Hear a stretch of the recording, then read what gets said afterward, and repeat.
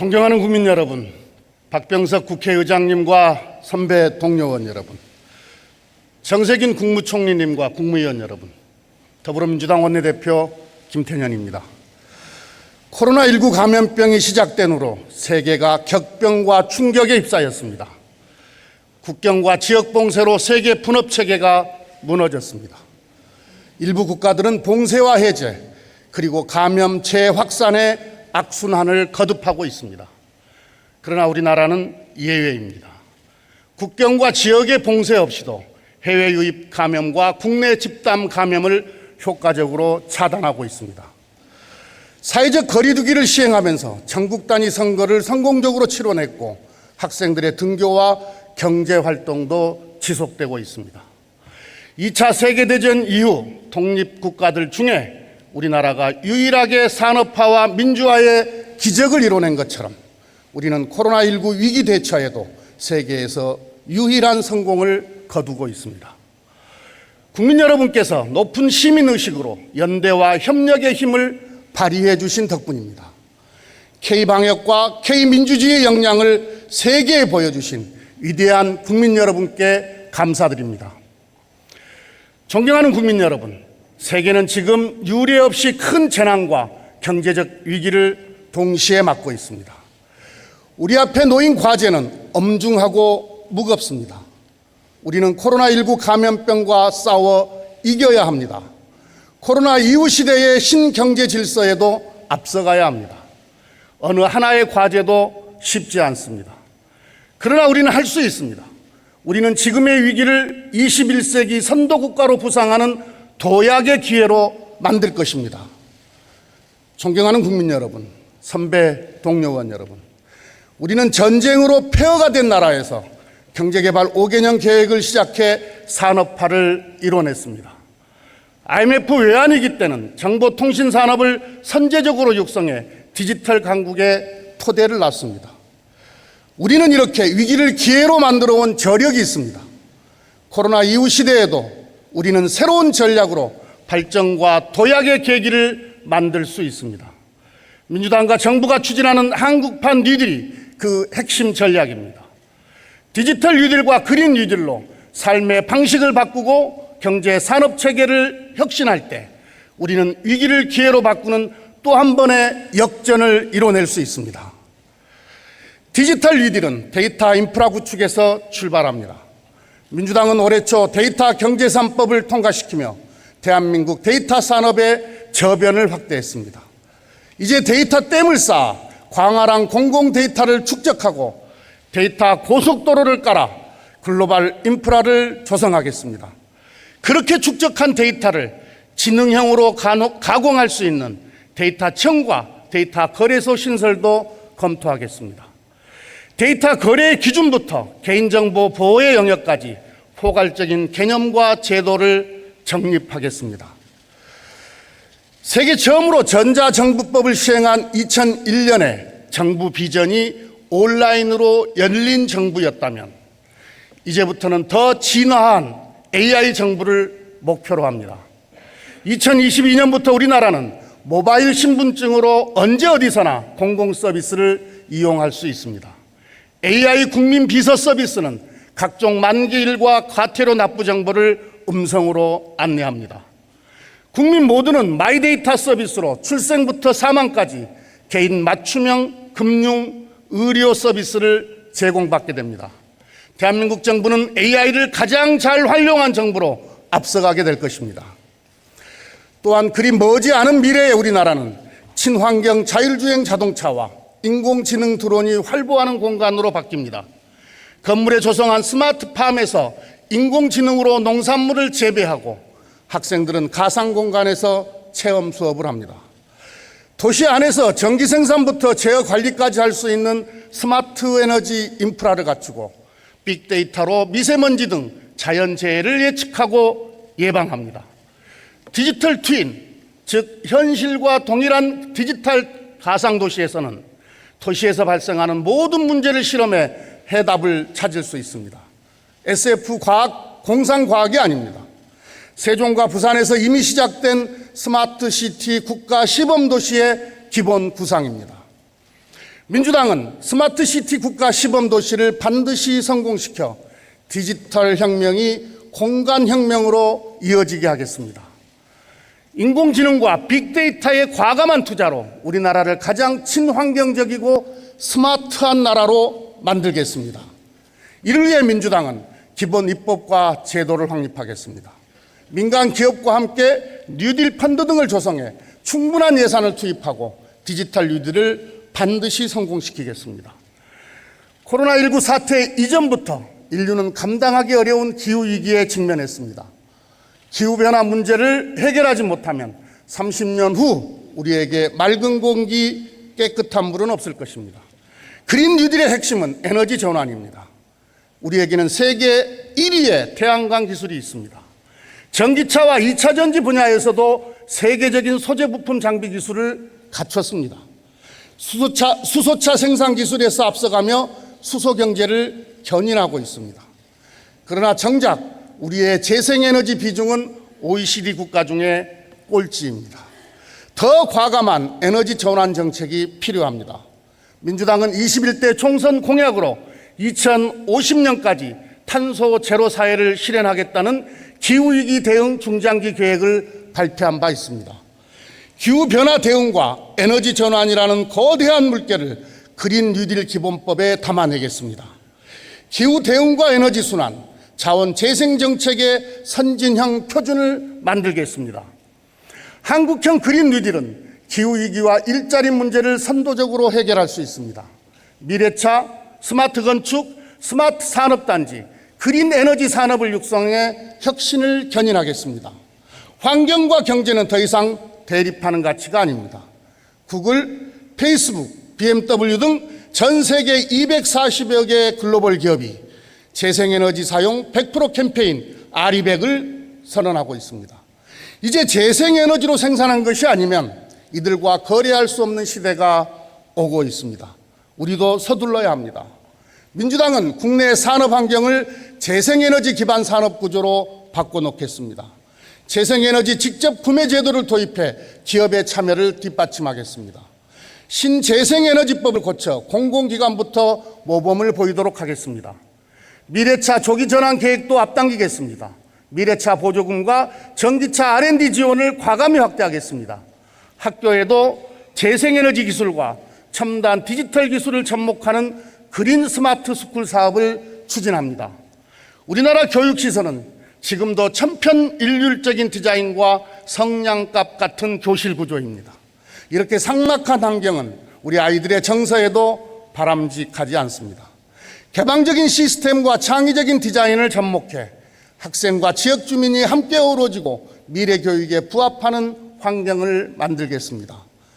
아울러 다양한 형태의 교과 교실을 마련하고 미래형 디지털 교육 플랫폼을 구축한다면 우리 학생들의 정서는 물론 성취도 향상에도 큰 도움이 될 것입니다. 먼저 노후 학교에서부터 미래형 공간혁신 작업을 시작하고 전국의 모든 학교에서 친환경 디지털 교육이 시작되도록 하겠습니다. 존경하는 국민 여러분, 선배 동료원 여러분, 코로나 전쟁이 이제 시작에 불과하다고 하나 한 가지 교훈은 분명합니다. 지금껏 국제 질서를 지배해온 신자유주의적 가치로는 이 전쟁에서 살아남을 수가 없습니다. 국가는 어떤 상황에서도 국민을 지켜야 합니다. 국민은 높은 공동체 의식과 소속감을 가지고 연대할 수 있어야 합니다. 기업과 노동자는 상생의 가치를 최우선에 두고 양보하며 협력해야 합니다. 민주당은 지금의 위기를 고용 안전망과 사회 안전망 강화의 계기로 만들겠습니다. 성장을 위해 불평등은 불가피하다는 고정관념을 깨겠습니다. 좋은 일자리와 사회 서비스를 늘려 양극화의 격차를 해소하겠습니다. 지난 5월 말 기준 기초생활수급자가 200만 명에 육박했습니다. 코로나19 사태 이후에만 11만 명이 늘어났습니다. 소득 양극화는 더 심해졌습니다. 민주당은 전 국민 대상 고용 안전망을 단계적으로 확대해 나가겠습니다. 고용보험법 개정을 서둘러 2022년까지 특수고용 노동자, 프리랜서, 플랫폼 노동자에게도 고용보험을 적용하겠습니다. 부양 의무자 기준을 폐지하는 등 사회 안전망을 더욱 획기적으로 강화하겠습니다. 디지털 경제로 이행하는 과정에서 전통 산업의 일자리가 줄어들 우려가 있습니다. 대신 디지털 전환 과정에서 새로운 일자리가 생겨납니다. 민주당과 정부는 한국판 뉴딜과 사회 안전망 강화로 190만 개 이상의 일자리를 만들겠다고 발표했습니다. 5G와 AI 융합 등 디지털 뉴딜에 약 91만 개, 스마트 그린 도시와 녹색 산업 생태계 구축에 70여만 개 고용과 사회 안전망 강화 과정에서 약 34만 개 일자리입니다. 민주당은 새로운 산업 분야에서 더 많은 사람이 일할 수 있도록 관련법을 개정하고 교육과 투자를 늘려나가겠습니다. 특히 디지털 격차 해소를 위한 전 국민 교육에 중점을 두고 일자리 확보에 나서겠습니다. 우리는 그동안 많은 위기를 넘어섰지만 사회 불평등은 해결하지 못했습니다. 1998년 외환위기 이후에 양극화가 심해졌고 2008년 금융위기를 거치면서 격차는 더 벌어졌습니다. 코로나 위기를 극복하는 과정은 과거와 분명히 달라야 합니다. 위기에서 낙오하는 사람이 없도록 하고 공동체가 무너지지 않도록 해야 합니다. 누군가의 고통을 담보로 한 성장은 지속 가능하지 않습니다. 경제 주체 모두가 고르게 성장할 길을 열어야 합니다. 민주당은 이를 위해 이번 임시국회에서 대중소기업 상생협력, 소상공인 보호와 지원, 지역상권 상생과 활성화를 위한 입법을 추진합니다. 20대 국회에서 논의되지 못한 공정거래법과 상법 개정도 야당과 협의하며 추진하겠습니다.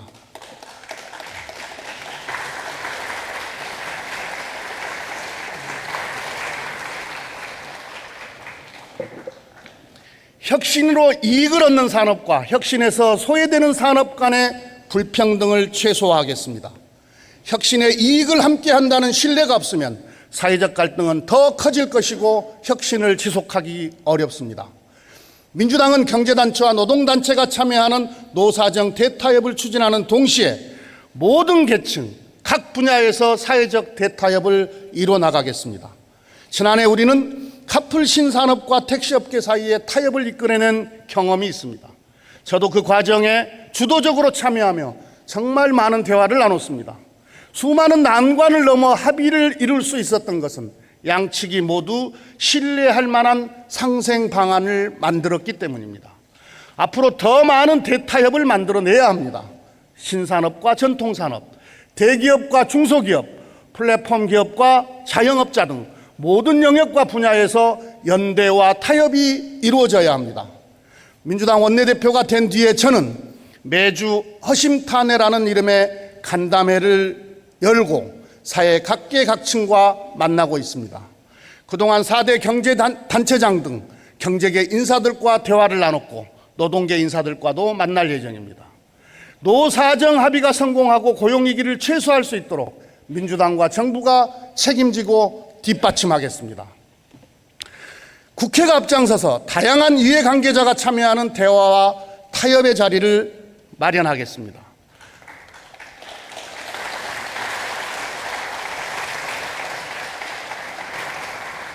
문재인 정부가 국정과제로 산업재해를 줄여온 결과 지난해에는 산재 사망자가 전년보다 10% 넘게 감소했습니다. 1999년 통계를 내기 시작한 이래 가장 큰 감소폭입니다. 그러나 아직 대한민국의 산업 안전은 부끄러운 수준입니다. OECD 국가 중 산업재해 사망률이 제일 높습니다. 여전히 매일 2명의 노동자가 산업 현장에서 사고로 목숨을 잃고 있습니다.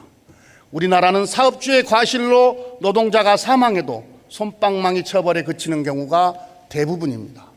40명이 사망한 2008년 이천 냉동창고 화재 사건 때도 사업주 등 책임자들에게 내려진 처벌은 벌금 2천만 원과 집행유예 수준이었습니다. 사업주의 처벌 형량을 높인 김용균법이 올해 1월부터 시행되고 있습니다. 그러나 법의 실효성을 높이기 위해서는 판결을 내리는 법원의 양형 기준이 바뀌어야 합니다.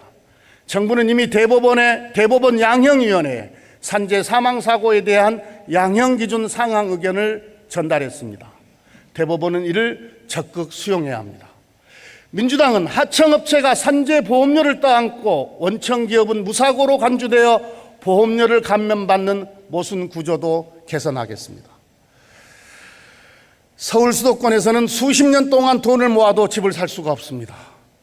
집을 가진 분들도 대도시에서 천정부지로 솟는 집값을 보고 박탈감을 느낍니다. 갈 곳 없는 유동자금은 집값 상승을 더욱 부채질합니다. 이것은 정의가 아닙니다. 주택시장이 기획과 투기 요행으로 가득 차서는 안 됩니다.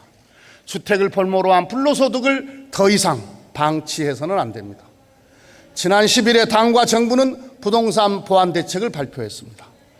다주택자, 법인 등에 대한 관련 세율을 현실에 맞게 높이기로 했습니다. 다주택자의 절세 수단이 된 주택 임대사업자 제도도 대폭 축소하기로 했습니다. 한마디로 다주택과 투기를 용납하지 않겠다는 것입니다.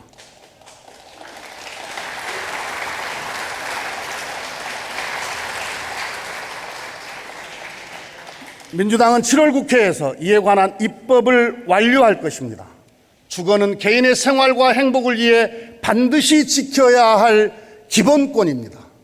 기초적인 주거권이 보장되지 않는 사회에서는 공동체를 제대로 유지할 수 없습니다. 주거 기본권을 보장하기 위해 실거주 1주택 외 다주택은 매매, 취득, 보유에 대한 규제를 더욱 강화하고 초과 이익은 환수하는 제도를 만들겠습니다. 주택의 건설, 공급, 주거권 보장 등에 대해 공공성을 획기적으로 높여가겠습니다.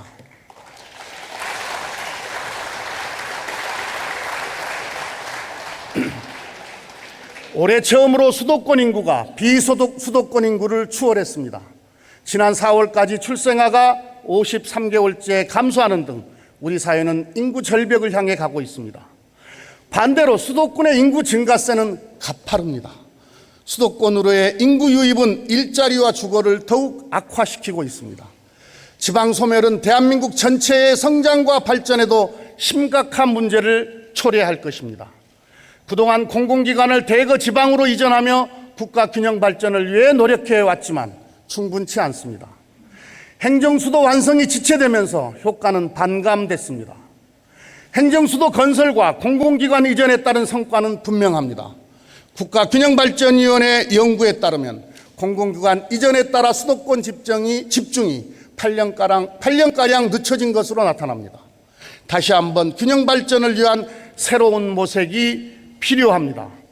이를 위해 저는 행정수도를 제대로 완성할 것을 제안합니다. 길거리국장, 카톡과장을 줄이려면 국회가 통째로 세종시로 이전해야 합니다. 아울러 더 적극적인 논의를 통해 청와대와 정부 부처도 모두 이전해야 합니다. 그렇게 했을 때 서울 수도권 과밀과 부동산 문제를 완화할 수 있습니다.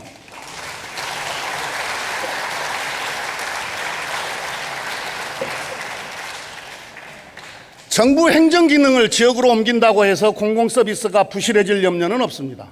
이미 많은 기관이 지방으로 이전했고 온라인으로 서비스를 제공하고 있습니다. 세계 최고의 도시로 꼽히는 미국 뉴욕, 중국의 상해는 행정수도가 아닙니다. 서울은 대한민국을 대표하는 경제도시, 세계도시로 계속 성장할 것입니다. 행정수도 완성은 국토 균형 발전과 지역의 혁신 성장을 위한 대전제이자 필수 전략입니다. 국회의 과감한 결단이 필요합니다.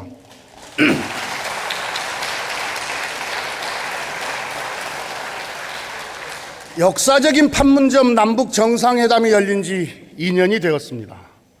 남북 정상회담은 대화와 평화의 힘을 온 국민에게 각인시켜줬습니다. 남북이 만나기 시작하면서 ICBM과 핵실험은 중단됐고 9.19 남북 군사합의에 따라 DMZ의 감시 초소도 원형 보존을 위해 남북에 1개소씩만 남기고 모두 철거했습니다.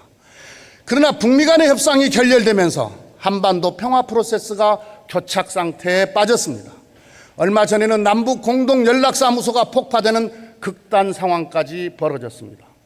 북한의 도발은 어떠한 이유로도 용납될 수 없습니다. 북한이 개혁과 개방을 원한다면 자신들의 요구를 관철하는 방식도 국제사회에 통용되도록 해야 합니다. 거친 언사와 무모한 도발로 이목을 끌려는 생각이라면 국제사회는 더 이상 북한을 파트너로 생각하지 않을 것입니다. 북한의 추가 도발을 막기 위해서라도 우리는 한반도 평화 노력을 계속해야 합니다. 큰 틀의 합의도 해야 하지만 당장 가능한 일부터 서둘러야 합니다. 금강산 관광은 북미 간의 협상이 진전되기 전이더라도 시작할 수 있습니다. 한미 양국은 이미 금강산 관광을 대북 제재의 예외로 두는데 의견 접근을 이룬 것으로 알고 있습니다. 개성공단 역시 대북 제재 외의 사업으로 인정해 재개할 수 있어야 합니다.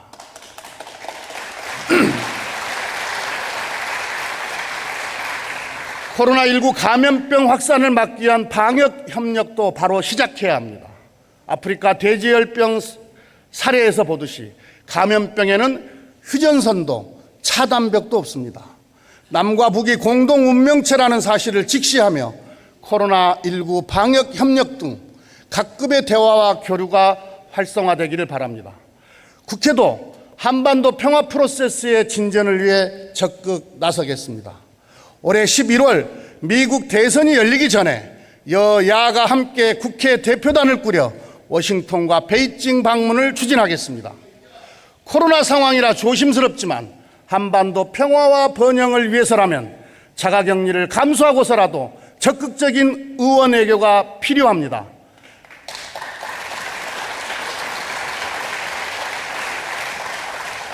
야당도 한반도 평화를 위한 초당 외교에 함께 해 주시길 바랍니다. 곧 통일부 장관과 국정원장에 대한 인사청문회가 열립니다. 민주당은 후보자들이 한반도 평화 프로세스를 견인할 적임자라고 판단합니다. 중요한 것은 남북관계 진전을 위한 적극적 의지입니다. 새 외교 안보 라인이 보다 과감하게 남북 교류와 협력을 이끌어주기를 요청합니다.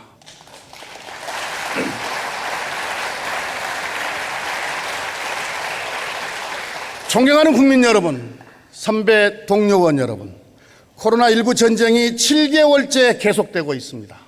그 전쟁 중에 세계 인구 중 1,400만 명이 코로나19 바이러스에 감염됐습니다. 사망자는 60만 명에 이릅니다. 불과 7개월입니다.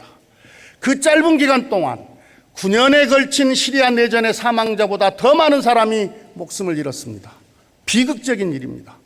지금도 하루에 20만 명씩 새로운 환자가 발생합니다. 사망자는 5천 명이 넘습니다. 많은 국가들이 치료시설 부족을 겪습니다. 장례시설이 모자라 노상의 시신을 방치한 도시도 적지 않습니다.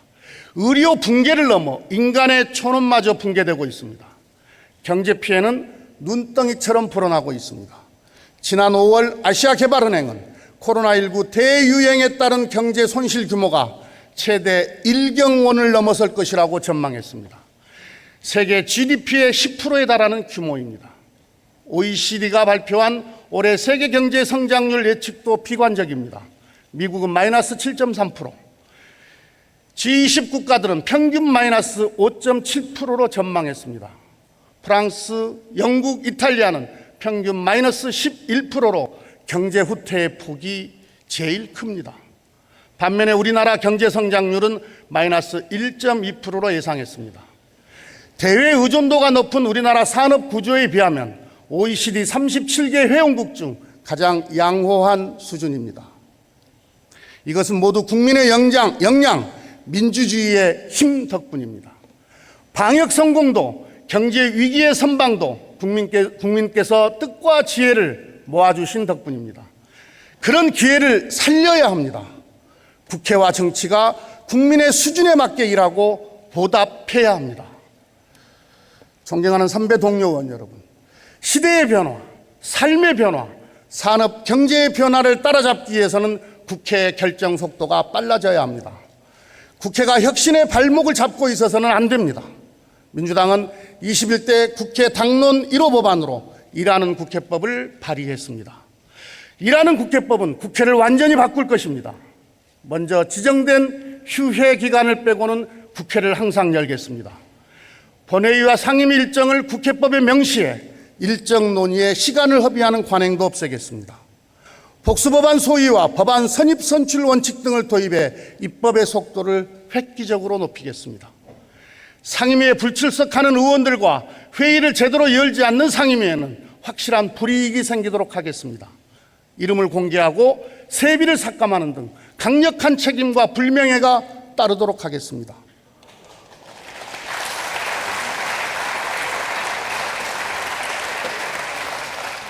법사위의 체계자구심사권을 폐지하고 국회의장 직속으로 체계자구 검토기구를 설치하겠습니다. 필요한 법안이 정쟁에 밀리고 때를 놓쳐 국민께서 피눈물을 흘리거나 기업의 경제활동이 지체되는 일이 없게 하겠습니다. 국회가 제대로 일을 한다면 방역체계와 역량을 강화하기 위한 정부조직법도 7월 안에 처리할 수 있습니다. 보건복지부에 복수차관제를 도입하고 질병관리본부를 질병관리청으로 승격해 전문성과 독립성을 강화하겠습니다. 국립감염병연구소를 확대 개편하고 국립공공의대를 설립해 새로운 감염병 위기에 대처하며 K방역의 성공을 이어가겠습니다.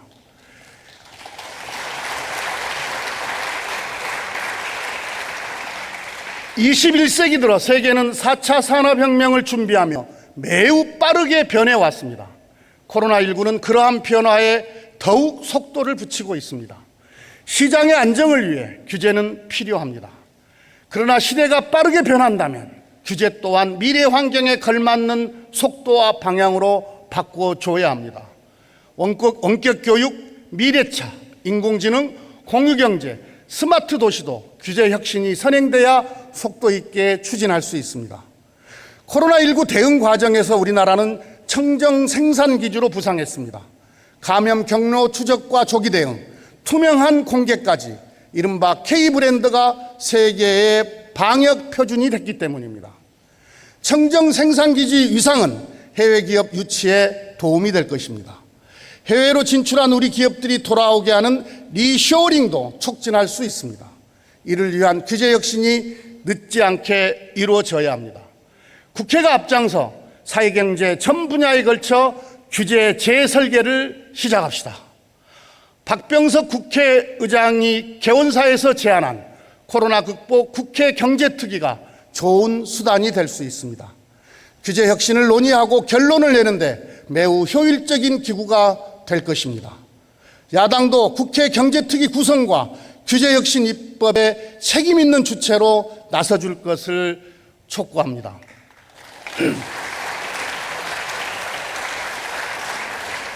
권력기관의 개혁도 국민께 약속한 대로 이루어져야 합니다. 공수처는 현재 야당의 추천을 거쳐야만 기관장을 임명할 수 있는 구조입니다. 민주당은 공수처의 힘쏠림에 대한 야당의 우려를 과감하게 수용했습니다. 이제 법이 정한 절차를 지켜 공수처가 출범할 수 있도록 야당의 협조를 요청합니다.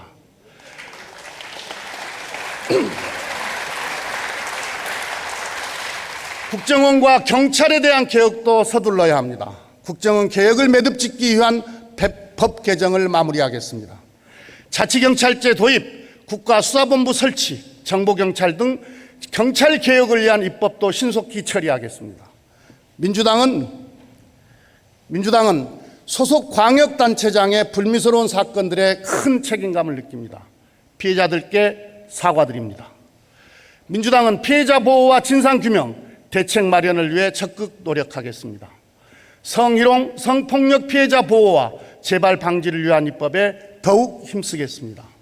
직장 내 상급자, 특히 고위공직자의 성비위 사건에 대한 처벌을 강화하고 지자체를 비롯한 공공기관의 예방 대책도 점검하고 보완하겠습니다.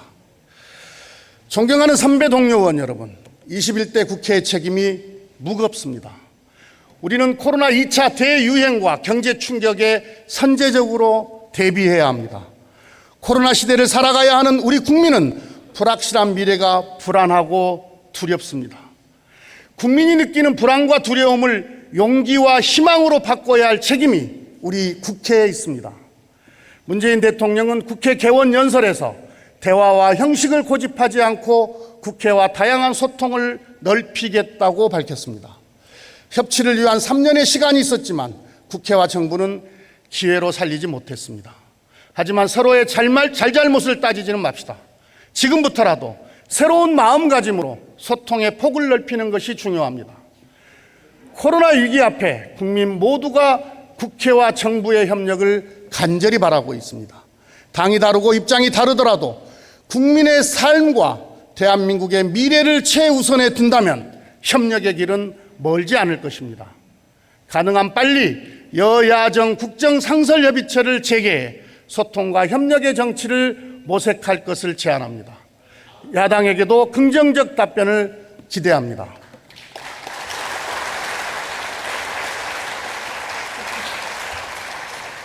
존경하는 국민 여러분, 선배 동료원 여러분, 세계적인 과학 저술가 엔두리아는 인류가 최근 들어 깨닫게 된 지구적 재앙을 이제부터라도 멈추기 위해 한국이 세계를 선도해달라고 당부했습니다. 새로운 위험과 가치가 교차하는 대전환의 시기, 우리가 지금까지의 위기를 극복해 온 것처럼 현재의 위기도 기회로 바꿀 수 있다는 것을 전 세계에 보여줍시다. 21대 국회가 그 출발점이 되어야 합니다. 여야의 초당적 협력으로 코로나19 국난을 극복합시다.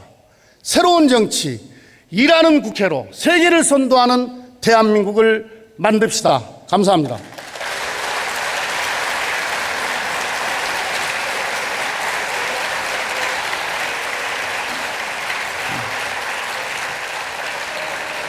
김태년 대표 인사하고 가세요.